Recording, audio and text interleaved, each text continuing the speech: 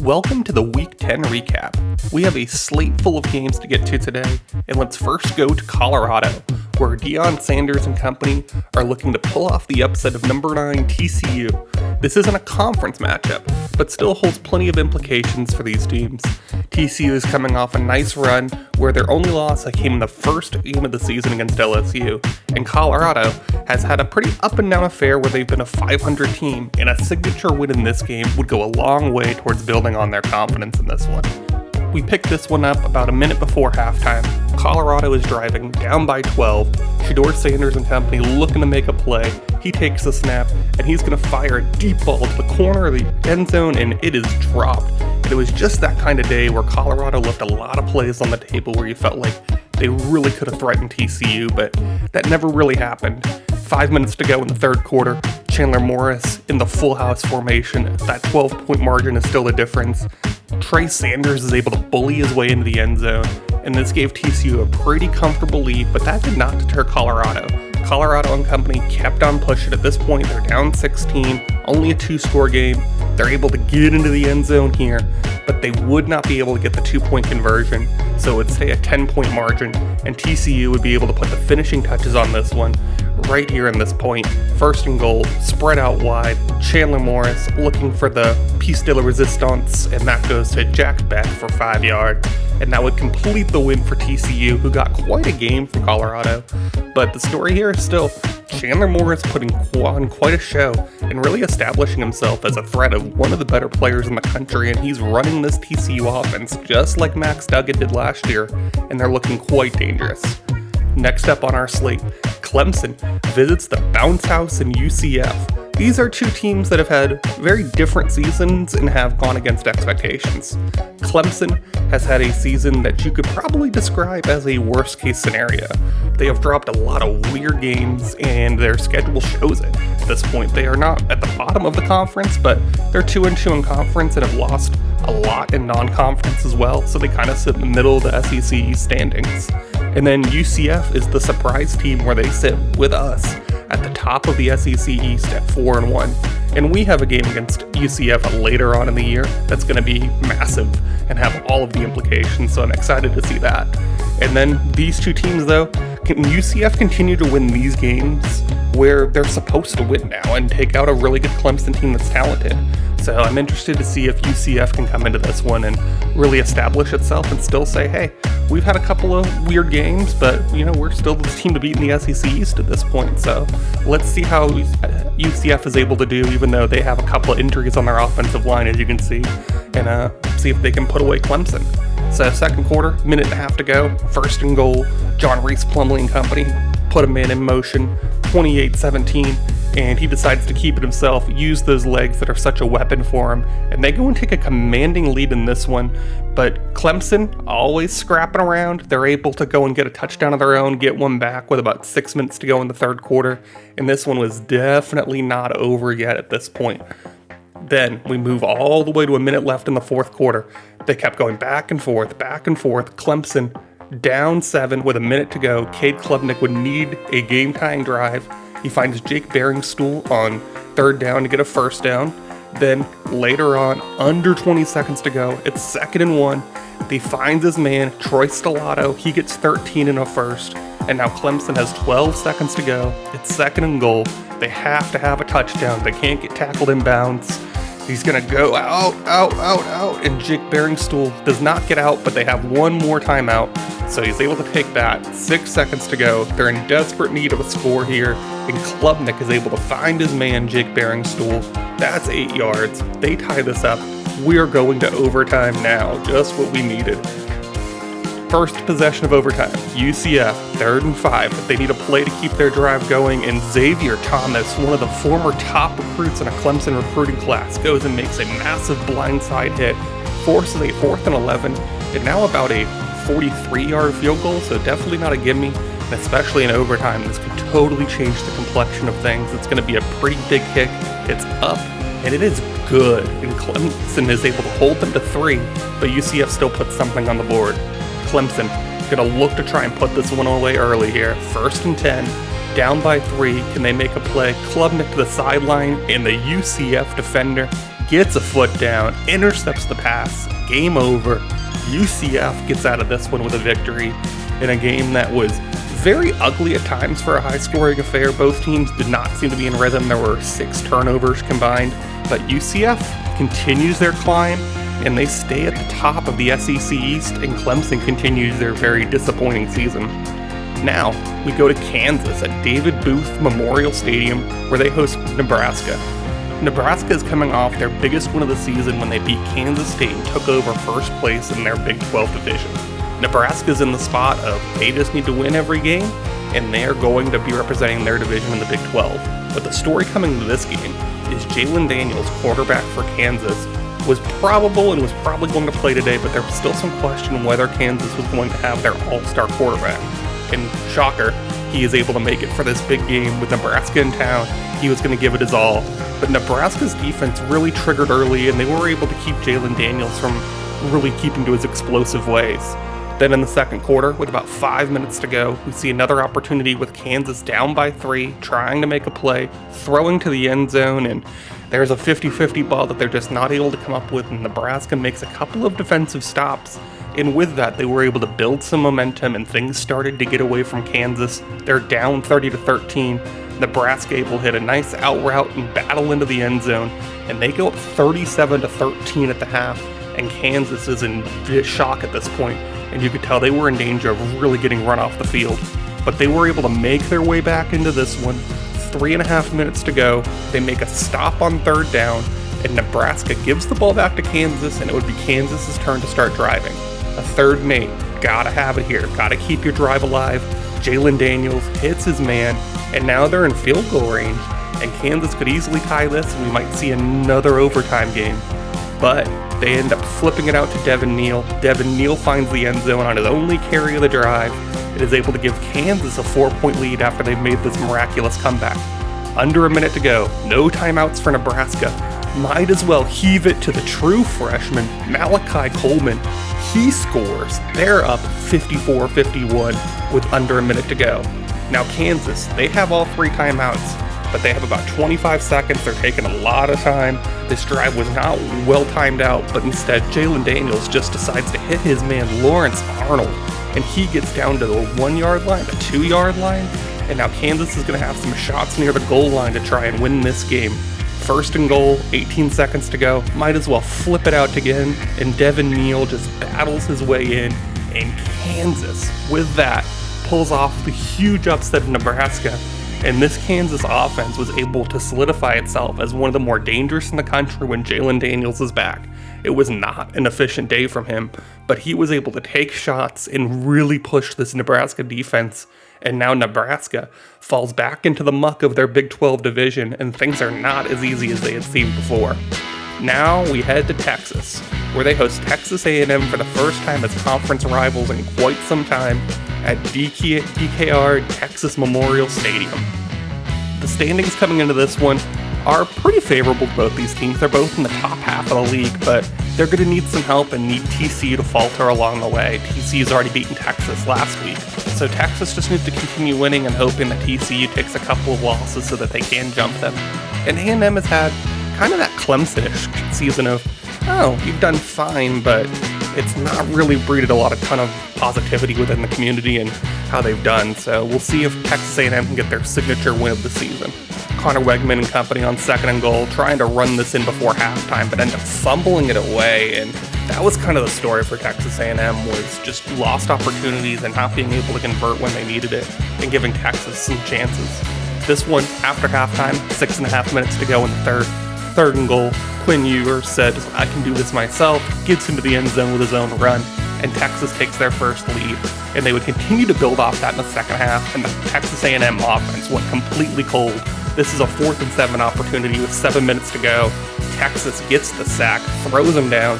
They take over with an 18-point lead, and they would ride that opportunity all the way to a rivalry victory. And Texas, still only 1 loss on the season, and their only loss is to TCU. That loss to TCU may keep them out of a conference championship game, and it would seem disappointing.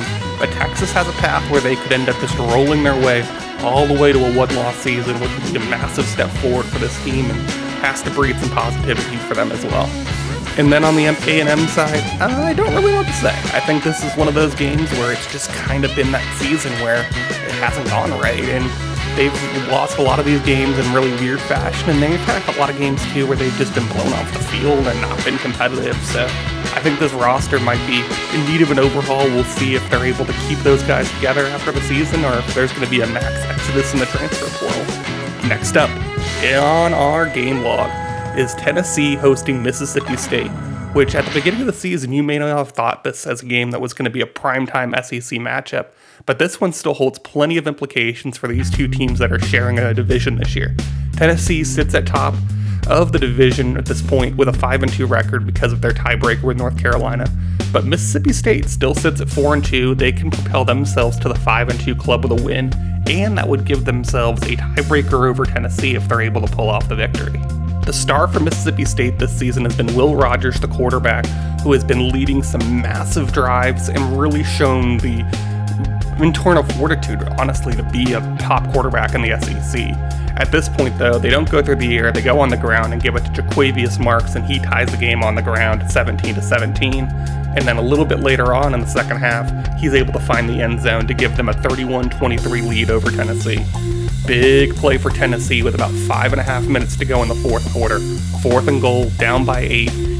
Tennessee needs to punch one in, and they do just that with backup running back Jalen Wright. And now they have an opportunity to tie this game with a 2-point conversion. 31-29, 5:29 to go. Joe Milton looking, he's got great protection, but just does not have a great window. Throws it a little short, and Mississippi State will keep their 2-point lead. But they had a quick turnover, gave it right back to Tennessee. Joe Milton and company off balance, and he throws this one away on 3rd and 8. Not a great throw, seemed a little pressured. Huge and long field goal here. 52 yards to take the lead. It's a 4th and 8. They can't go for it from here. He's going to put his big old leg into this one, and he is able to put it through the uprights. And Tennessee goes up 32-31, minute 47 to go. Can Mississippi State make their comeback? 19 seconds to go. 4th and 5. They used a lot of time, no timeouts. Will Rogers going to need something. Finds a man over the middle, gets thrown down. 414 passing yards on the day. I don't think it's going to be enough for him. They're going to need something big and something quick. 14 seconds to go. 1st and 10. Will Rogers trying to make a change at the line, and they're losing time, and they're just going to spike it. That seems really weird to lose 6 seconds on trying to make an adjustment at the line, but 8 seconds to go. 2nd and 10. Can they get any closer? They're able to throw this one out and get out of bounds. Luckily, if he's tackled in bounds, it's all over, but now it's a 3rd and 3. 4 seconds to go. Last play of the game. Gonna need some protection to be able to heave this one. He gets it, and Will Rogers throws this one deep and hits his man in stride. It is Lederdrick Griffin, 57 yards, and a Hail Mary victory for Mississippi State. And Neyland Stadium is stunned. They have been a team that has just not lived up to what they thought this was going to be. They thought this was going to be an explosive Tennessee offense that would be unstoppable, but the defense lets them down on this one. Will Rogers shows up and has an amazing performance, and they now are back in the thick of things in the SEC West Division. Speaking of the SEC, let's go to an East matchup of two rivals, Georgia and Florida in Jacksonville. As far as East standings, they sit right beside each other at the 3 and 4 positions, both 3 and 2 in conference. Realistically, this is a you lose and you're done kind of matchup. You're going to have too many guys in front of you and too many losses to make up at this point, hoping for more chaos. So the winner of this game kind of stays in the thick of it and could possibly make their way back up to the top of the standings if things fall right. And the loser probably continues down this path and is looking at more of a 500 season as their realistic expectation and end up result of this one. First play we're going to go to is 17 seconds left in the third quarter. Florida's down by 12. It's a 3rd and 13. Graham Mertz and company needing to make a play to keep their drive alive at this point. Already down by 12. A little bit of desperation is already steeped in. He goes under center, takes the drop back, and just throws for 5 yards. And despite scoring quite frequently, Florida just did not seem to have an offensive game plan, and the Georgia defense was able to swarm them when necessary. Here they are up 12, 7:15 to go, 1st and goal. Carson Beck able to give the handoff to Kendall Milton. They were able to really run all over this Florida defense when they needed to play. and that would ultimately put them up by quite a few scores. Florida would not be done, as you know, in a rivalry matchup. There's a lot to be settled. Hits Marcus Burke in the back of the end zone, and they cut this to a 1-score lead again, and Florida is lurking, only down 6. They need a stop against Georgia now, 3rd and 3, 45-39. If they don't make the stop, which they don't, this one's going to be over. They go to old reliable Lad McConkey and Carson Beck. We talked earlier in the season about the rough start he got off to, but now he has been playing really well and leading this Georgia offense where they are starting to truly reach their potential, and gotta say, it's looking very scary. Last game we're going to go to today with some highlights. Number 8 Wisconsin at number 20 Kentucky. And remember, this is not only a ranked clash, it's a Big Ten matchup with two teams that have played really well so far in this season. Wisconsin down by 7, first quarter. Tanner Mordecai throws a dot to Skylar Bell for 31 yards, and they tie this one up at 7 with about 3:46 left in the first quarter. Next play we're going to go to. It's Kentucky, already back to work in the first quarter. A lot of fireworks early on in this one. He hits Tavion Robinson with an amazing catch, and that would eventually lead to a touchdown where Kentucky would go up 14-10, but their next drive, he gets picked off, and Devin Leary's pass is going to end up going all the way to the other end zone, and Wisconsin takes the momentum back, a 17-14 lead, and Wisconsin would continue to build, but Kentucky would stay in this one. Next time we see them, 5:42 to play in the third quarter, 26-17, 3rd and 10 for Devin Leary, and he just throws up a lollipop of a ball that should have been intercepted, but the Wisconsin defense really started to key in on Devin Leary, and he was not getting anything easy. Then Wisconsin gets the ball back. About 3 minutes to go in the third quarter. 2nd and goal. Tanner Mordecai looking very comfortable in this offense as the season's gone along. He hits Kymir Dyke for 7 yards, and Wisconsin is able to extend their lead, and from that point forward. Then 34-20. 6:40 to go in the game in the fourth quarter. Mordecai finds his man, JT Seagraves, 1-yard touchdown reception, and that would give them a 3-score lead and the ultimate win from Wisconsin. And this will give them another Big Ten win, and they remain undefeated in Big Ten play since their only loss this season came against North Carolina. So they stay alive in their Big Ten division race that we'll take a look at a little bit later on. Now let's look at some other scores around the country. In the SEC, LSU beat FCS Southeast 41-7. North Carolina beat NC State 34-28, so they continue their winning ways. Then Auburn beat Southern Alabama 34-20. Auburn continues to not be able to get SEC wins, but they get a win there, so good for them. We saw Mississippi State's victory earlier on in the episode. Alabama beats Arkansas in a non-conference matchup now, 33-24. Then we saw Georgia beat Florida 45-39 earlier. We also saw UCF and Clemson go into a fireworks display. And then South Carolina beats Georgia Tech 35-14. So business as usual at this point in the SEC for this week. Michigan State takes care of business against Virginia 34-9. Ohio State stays undefeated as one of 2 undefeated teams, 38-14. Iowa gets a win over Illinois 33-14. Notre Dame puts the beat down on Navy 59-0 after losing 2 straight games. Then Pittsburgh beats Indiana 38-14. Indiana's season kind of in the dumpster. Penn State needs overtime to beat West Virginia, but they continue on with their season with only 1 loss. And then Minnesota beats Cincinnati 34-10. Then in the Bedlam matchup, Oklahoma beats Oklahoma State 21-10 in a game that was not pretty and wasn't worth really showing any highlights.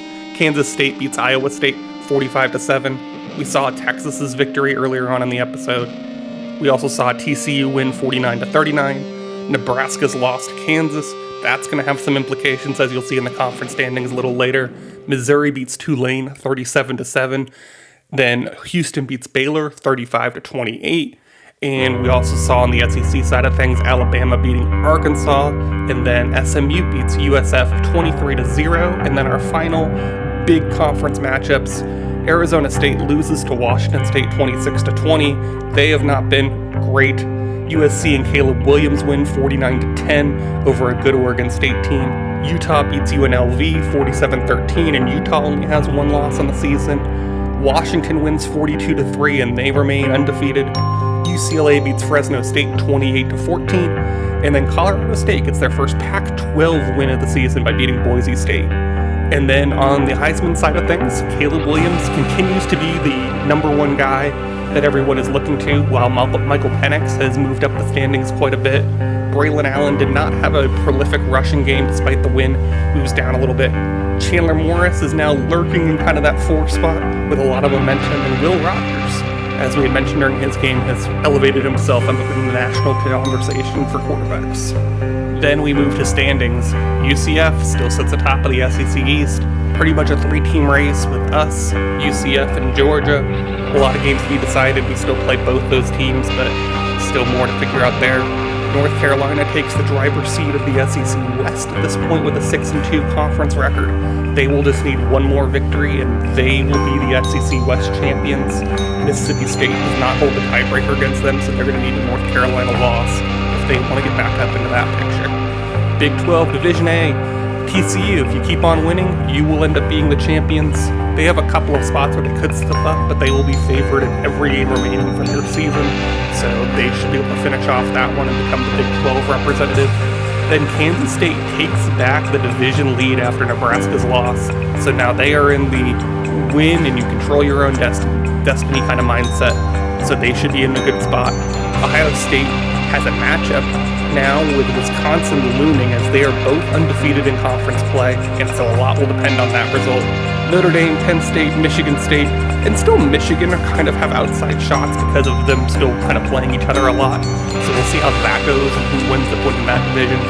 Washington, undefeated. The next best team has 2 losses, so they're in a great spot to end up being the Pac-12 North representative.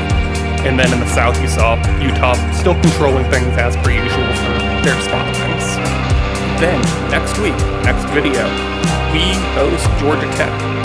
Georgia Tech is not good. We should hopefully be able to take care of business, but we're going to end up ending the season with UCF, Georgia, and Florida. So plenty of games are going to mean something after this, so hopefully we take care of business and are able to assert ourselves pretty easily against Georgia Tech. Not going to be a cakewalk, but should be a game that we should look good in and feel confident in. Then we'll see how the last 3 games of the season go, and that's going to determine if we're going to even have a spot in the SEC championship game, where we may see a North Carolina or Mississippi State. But I do want to draw your attention that there are some other big games next week if you want to tune in for the recap, because we will have Ohio State at Wisconsin, 2 undefeated teams in the same division and in Big Ten play. Wisconsin only lost to North Carolina, so a lot on the line there. And then Penn State and Michigan play each other, so you're going to see some huge action on that front. So definitely don't want to miss the recap episode that's going to come after our game against Georgia Tech. So as always, thanks for watching, and go Knights!